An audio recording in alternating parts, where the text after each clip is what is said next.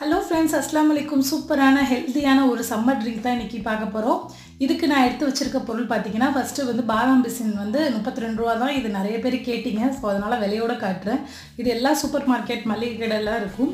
இது நான் தண்ணியில் நைட்டு ஊற வச்சு காலைல எடுத்து ப்ளைனாக வெள்ளை கலரில் இருக்கும். இதில் கொஞ்சமாக நான் ரோஸ் எசன்ஸ் ஊற்றிருக்கேன். ஜஸ்ட்டு வந்து ப்ளைனாக இருக்கக்கூடாதுன்றதுக்காக தான் ஊற்றிருக்கேன். நீங்கள் வந்து வீட்டில் செய்கிறதா இருந்தால் ஃபுட் கலர் அவாய்ட் பண்ணிக்கிறது நல்லது. ஸோ இதுக்கும் கொஞ்சமாக green colour food colour add பண்ணியிருக்கேன். சும்மா ஜஸ்ட்டு ஒரு பிஞ்ச் தான் போட்டிருக்கேன். அது நல்லா க்ரீனாக இருக்குது. பட் இருந்தாலும் நீங்கள் வந்து ஃபுட் கலர் அவாய்ட் பண்ணிக்கிறது ரொம்ப ரொம்ப நல்லது.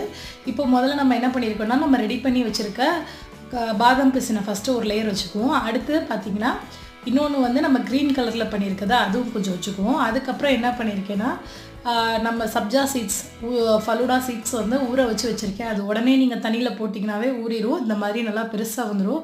ஸோ அதுவும் போட்டாச்சு. இது எல்லாமே பாடி ஹீட்டை சூப்பராக ரெடியூஸ் பண்ணும். அப்புறம் நல்லா திக்கான தேங்காய் பாலில் வந்து கொஞ்சமாக தண்ணி கலந்து எடுத்து வச்சுருக்கேன். நீங்கள் வந்து ரொம்ப ஃபுல் திக் தேங்காய் பால் குடித்தா லைட்டாக கொஞ்சம் மயக்கம் வர்ற மாதிரி இருக்கும். ஏன்னா ஹெவியாக இருக்கும். அதனால் லைட்டாக தண்ணி கலந்து வச்சுருக்கேன். அதுக்கப்புறம் அதுக்கு ஹனி சேர்த்துக்கிறேன். நீங்கள் நாட்டு சர்க்கரை போட்டுக்கலாம். இதுக்கு வந்து ஜீனி போடாதீங்க. ஏன்னா இது ஃபுல் அண்ட் ஃபுல் உடம்பு ஹீட்டை குறைக்கிற பானம். அதனால் இதில் ஜீனி அது மாதிரிலாம் எதுவும் சேர்க்க வேணாம்.